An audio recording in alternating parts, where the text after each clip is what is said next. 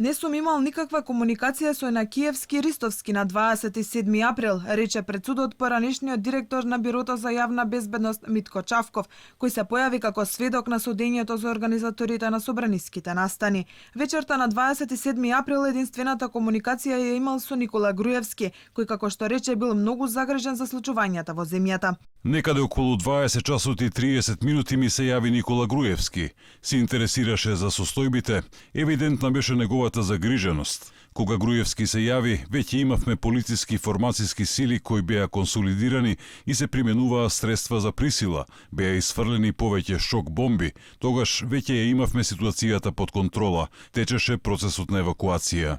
За Нинџа, рече Чавков, предходно му било познато дека е дел од криминалното милје и против него имало и кривични пријави, но лично не го познавал и првпат го видел кога двајцата седнале на обвинителна клупа во предходниот судски процес.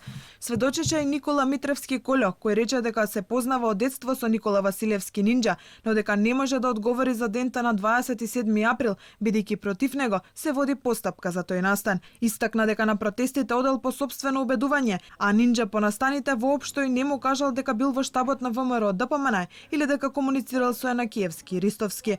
Слушав и невистинитост и сакам сите да ја знаат вистината. Во сведочењето Нинџа, кој ми е кум, кажа дека дента на 27 април 2017-та Владимир Атанасовски ми се јавил мене во негово присуство. Тоа не е точно. Се колнам во моите деца дека немам таков повик.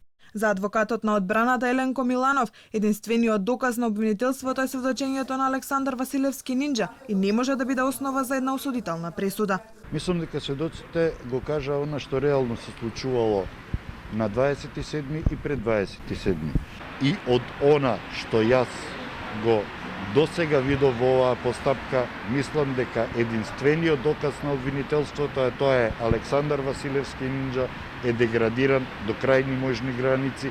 Обвинети во овој предмет се поранешниот председател на Собранието Трајко Велјановски, екс-министрите за транспорт и врски и образование Милија Јанакиевски и Спиро Ристовски, како и поранешниот директор на УБК Владимир Атанасовски.